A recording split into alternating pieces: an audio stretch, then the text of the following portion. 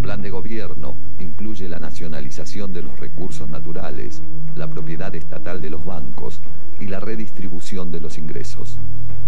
Además, su proyecto implica un progreso en las relaciones con los países del bloque socialista en el contexto de la Guerra Fría.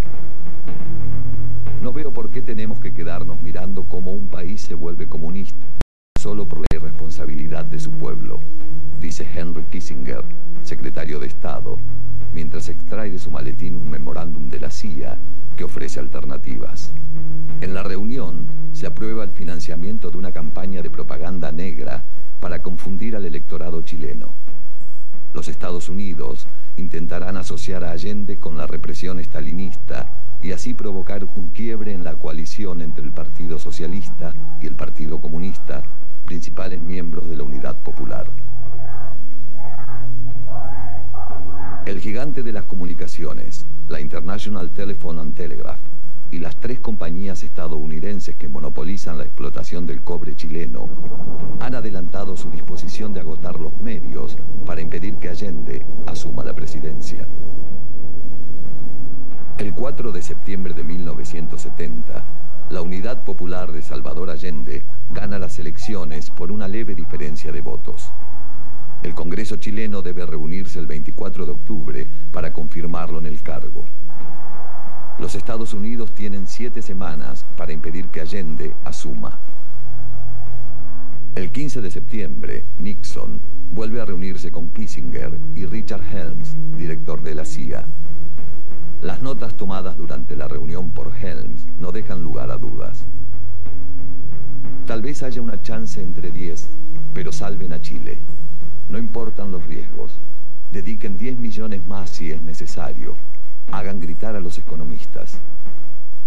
Luego de varias horas de discusiones, se concluye que no hay tiempo suficiente para sobornar a los legisladores chilenos para que voten por Alessandri, el candidato del Partido Conservador. Salvador Allende será confirmado como presidente de Chile, pero la decisión final está tomada. Hay que contactar a los militares chilenos e inducirlos a impugnar los comicios y clausurar el Congreso. ¿Habrá hombres dispuestos a asumir esa tarea?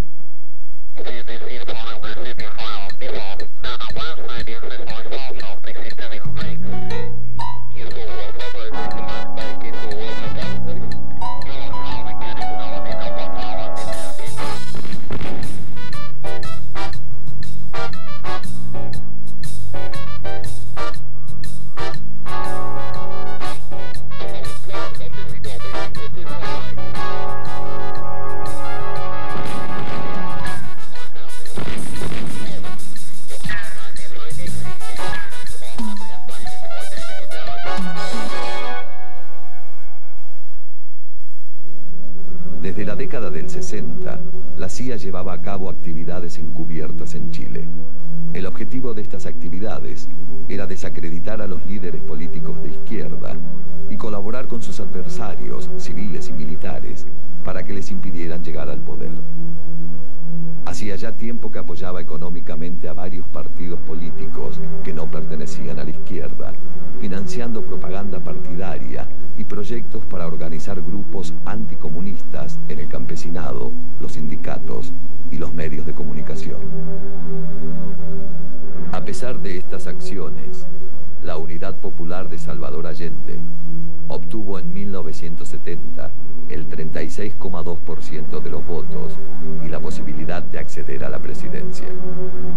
A partir de ese momento, los esfuerzos norteamericanos se concentraron en inducir a los militares chilenos para que llevaran a cabo un golpe de Estado, después del cual se suspendería el voto del Congreso, que debía confirmar a Allende como presidente. La CIA mantenía contactos con algunos oficiales chilenos ultraderechistas simpatizantes del golpe y les garantizaba el apoyo de los Estados Unidos sin una intervención militar. Salvo estos grupos aislados, el resto de las Fuerzas Armadas chilenas se mantenía al margen de la acción política. El comandante en jefe del ejército, René Schneider, insistía con firmeza en el respeto de las leyes y la Constitución. Convertido en un obstáculo insalvable para los golpistas, rápidamente se elaboró un plan para quitarlo de en medio. En la mañana mañana del 22 de octubre, la CIA entregó armas nuevas y sin números identificatorios, municiones y gas lacrimógeno a un grupo de conspiradores. Ese mismo día, Schneider fue asesinado en un supuesto intento de secuestro mientras iba a su trabajo. El investigador británico Christopher Hitchens argumenta en su libro El juicio que cuando Helms informó que no encontraban voluntarios entre los militares chilenos para secuestrar a Schneider, Kissinger le ordenó con firmeza que siguiera buscando. Hitchens afirma que Kissinger tiene responsabilidad directa por el crimen de Schneider. El asesinato de Schneider no evitó que el triunfo de la Unidad Popular fuera convalidado 2 días más tarde por el Congreso, ni que el 4 de noviembre Allende asumiera la presidencia. Fracasado este primer intento de golpe, el tan temido viraje de Chile hacia el socialismo se puso en marcha. Entre las primeras medidas tomadas por el gobierno de Allende se encontraban la nacionalización de unas 200 compañías vinculadas a sectores estratégicos, entre ellos la explotación del cobre, la estatización de la banca privada y una reforma agraria. Desde el comienzo de su gestión, la Unidad Popular debió lidiar con la alianza establecida entre Washington y los sectores desplazados del poder. Durante los 3 años de presidencia de Allende, los planes de ayuda, los créditos del Banco Estadounidense de Importación y Exportación y los del Banco Interamericano de Desarrollo simplemente desaparecieron por decisión o veto de Washington. Entre 1971 y 1973, tampoco el Banco Mundial le ofreció fondos a Chile. Un boicot tan poderoso perjudicó gravemente la economía chilena. Se produjo, entre otras cosas, una escasez de repuestos para automotores y el transporte público. Las compañías norteamericanas se negaban a venderle a Chile maquinarias, salvo que los pagos se realizaran por adelantado y en efectivo. En octubre de 1972, un gremio de dueños de camiones del sector privado inició el primero de una serie de paros apoyados por la CIA. Su objetivo era obstruir el transporte de alimentos y otros bienes importantes, incluidos los diarios que apoyaban al gobierno. Muchos negocios cerraron sus puertas o se negaban a ofrecer ciertos productos de primera necesidad para después venderlos en el mercado negro. Los especialistas en propaganda de la CIA fomentaban el pánico y la sensación de caos, difundiendo rumores de todo tipo. A través de los titulares de los diarios, anunciaban, por ejemplo, que el agua corriente estaba contaminada, la carne podrida o que Chile estaba al borde de la guerra civil. Al parecer, la CIA operaba a través de agentes infiltrados en los distintos partidos políticos que constituían la coalición de la Unidad Popular. A estos agentes se les pagaba por traficar información y por cometer errores en sus puestos de trabajo. Se llegó a una situación de emergencia y cada nuevo anuncio sobre el desabastecimiento de productos iba incrementando el malestar entre la población. En medio de condiciones tan desfavorables, la producción chilena creció al ritmo récord del 8,5% en 1971 y del 13,1% en 1972. Al mismo tiempo que llevaba a cabo este boicot económico y político al gobierno de Allende, Estados Unidos incrementaba su asistencia militar a las Fuerzas Armadas del país, entrenando a sus oficiales en Fort Knox y la zona del Canal de Panamá. En 1973 se realizaron elecciones parlamentarias. El Partido Nacional y el Demócrata Cristiano se habían unido con el objetivo de alcanzar los 2/3 de los votos necesarios para destituir a Allende mediante un juicio político. Para la Unidad Popular estaba en juego su supervivencia. Si no aumentaba sus fuerzas, se vería impotente para gobernar. Luego de una muy tensa campaña electoral, la Unidad Popular obtuvo más del 40% de los votos. A partir de entonces, se aceleraron los preparativos de un golpe militar que no solo se proponía derrocar a Allende, sino también acabar con los partidos políticos y arrancar de raíz la experiencia de una vía chilena al socialismo. Para llevar a cabo su plan, los golpistas necesitaban desembarazarse del jefe del ejército, general Carlos Prats, un digno sucesor de Schneider, defensor a rajatabla como aquel de la Constitución. El 21 de agosto, las esposas de 6 generales y otras 300 mujeres se concentraron ante la casa de Prats. Las mujeres protestaban porque sus maridos se sentían vejados en un ejército conducido por un general leal a Allende. Por meses, Carlos Prats había ocupado el Ministerio del Interior de Allende, lo que había acrecentado la oposición hacia él. Prats decidió renunciar y le recomendó a Allende que nombrara a su segundo en el mando, el general Augusto Pinochet.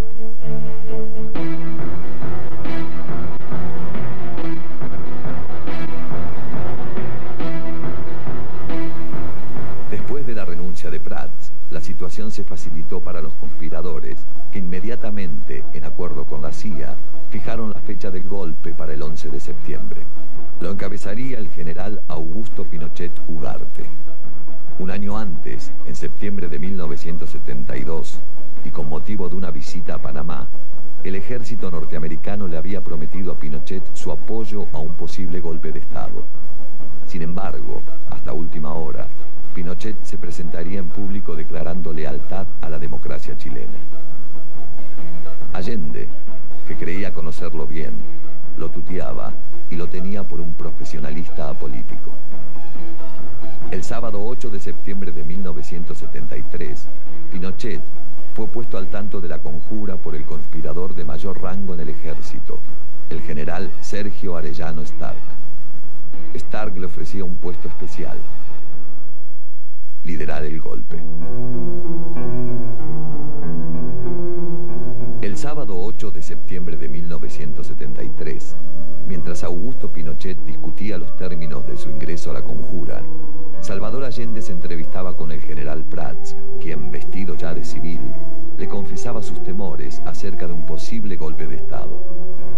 Al mismo tiempo, en la Academia de Guerra de Valparaíso, se reunían los golpistas de la Marina, encabezados por el almirante José Toribio Merino. Esa noche, Allende cenó en la Escuela de Carabineros, la policía militarizada. El general César Mendoza encabezó el brindis y alabó el coraje del presidente por conducir al pueblo por sendas de mayor justicia social. Sin embargo, Allende quedó muy preocupado por su conversación con Prats y el domingo 9 citó en la residencia presidencial de la calle Tomás Moro a Pinochet. Pinochet, que ya se había transformado en una pieza clave de la conspiración, le aseguró que tenía entre manos un plan de resistencia. En ese mismo momento, el general de la aviación Gustavo Ley se encontraba redactando la proclama golpista.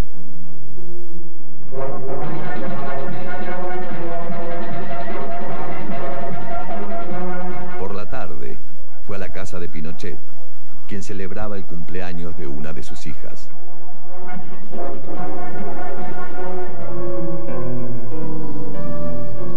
Ley le informó que efectivamente el golpe se ejecutaría el martes y que él debía encabezarlo. Ley le extiende luego una carta del almirante Merino en la que se aseguraba que sí o sí la Armada se alzaría a las 6 de la mañana del martes. Tras algunas vacilaciones, Pinochet firmó el documento. El 10 de septiembre ordenó que al anochecer las tropas se movilizaran hacia Santiago. A las 12:30 fue a almorzar con el Estado Mayor golpista al Ministerio de Defensa, a pocos metros de La Moneda. Allí, el último en firmar la proclama golpista fue el general Mendoza, quien tendría que ejecutar un golpe de palacio previo para desplazar a sus jefes y hacerse con la conducción de los carabineros. Esa noche, Allende cenó en la residencia de la calle Tomás Moro con el ministro del Interior, Carlos Briones, y sus asesores. Hacia el final de la cena, se sumó a la reunión el ministro de Defensa y ex canciller, Orlando Letelier. Pasada la medianoche, durante los primeros minutos del 11 de septiembre, llegó la alarma. La guarnición de Santiago estaba acuartelada. Letelier telefonó al jefe de esa guarnición, el general Hernán Brady. Este, que participaba de la conjura, procuró tranquilizarlo.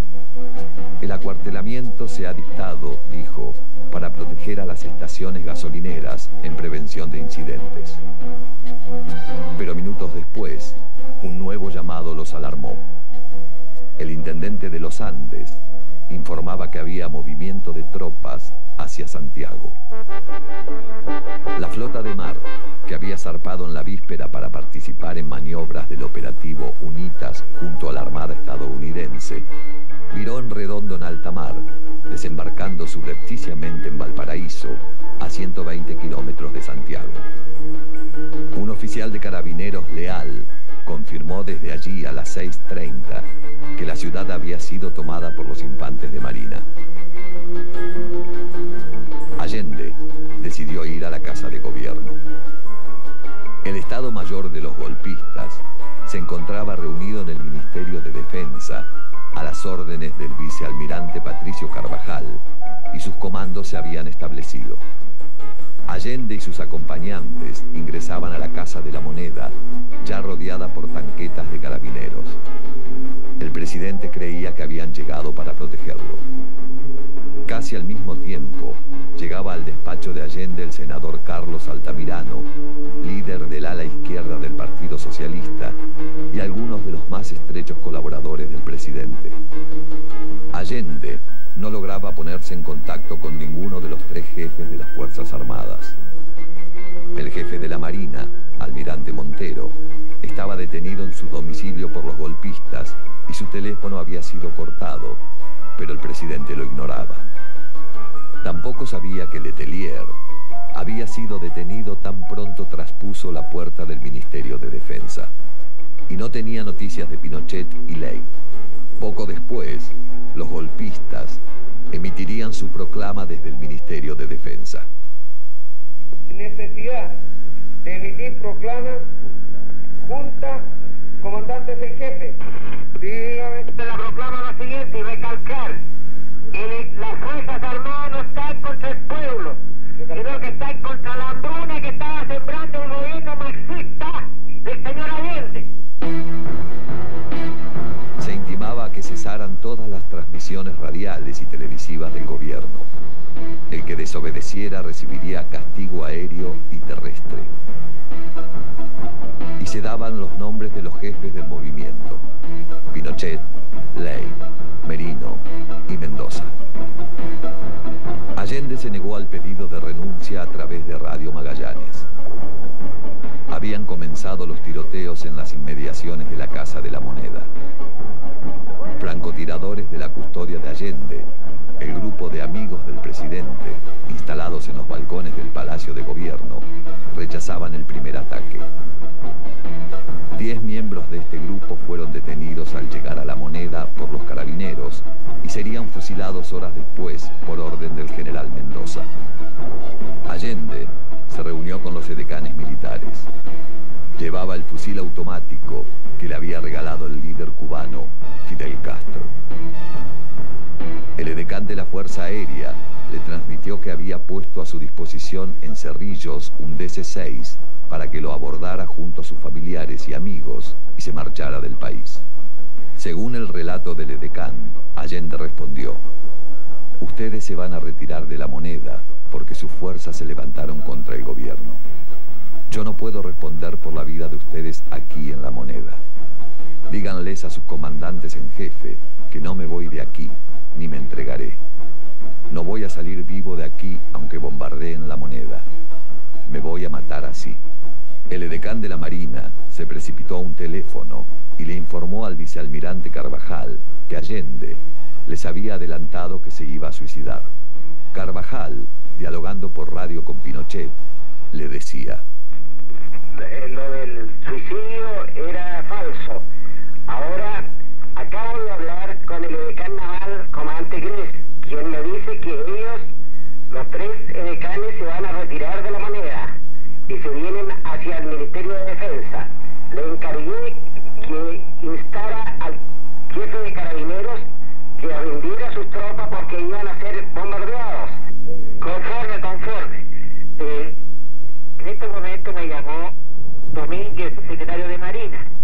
decía que fueran los 3 comandantes en jefe a pedir notición al presidente. Vos sabés que este gallo es chueco.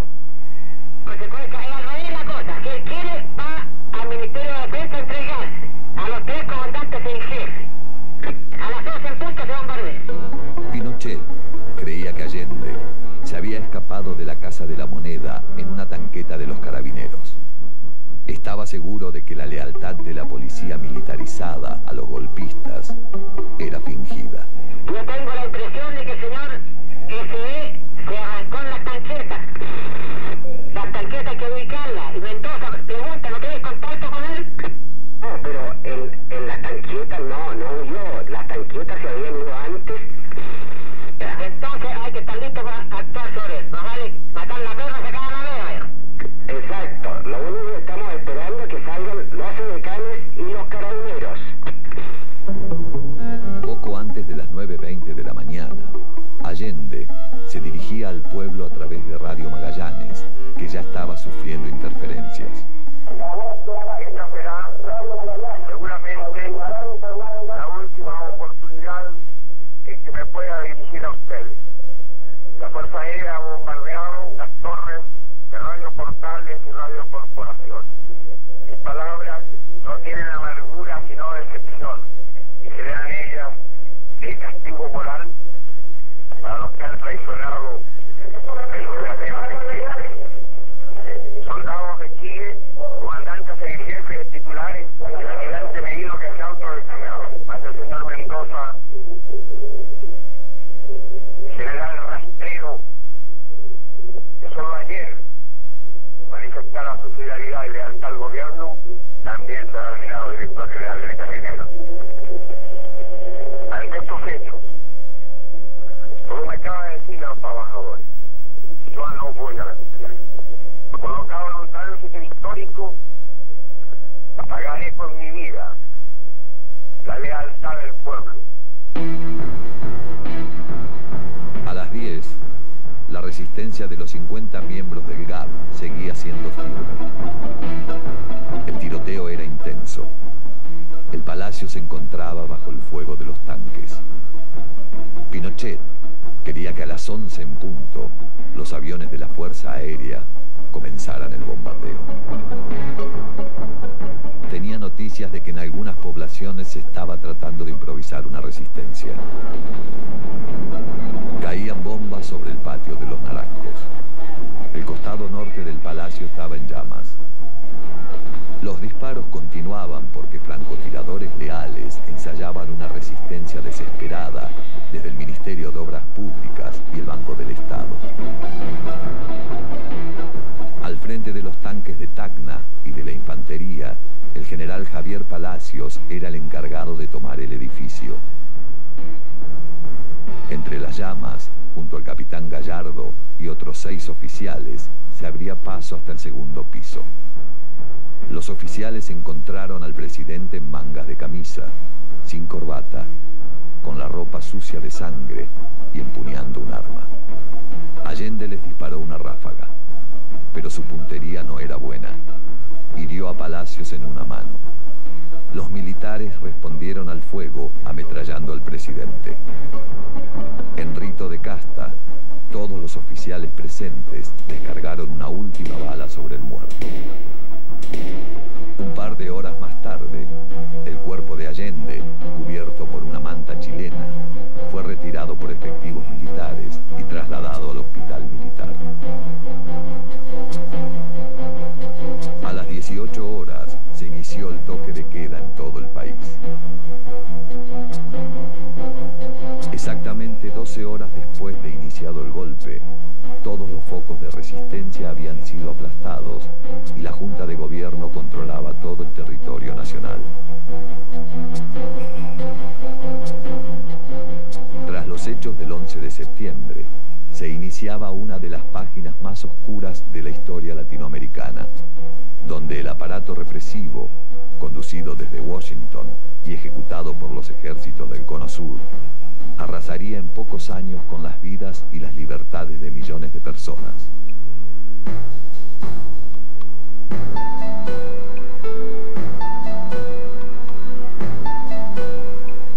Las alas del Cóndor comenzaban a desplegarse.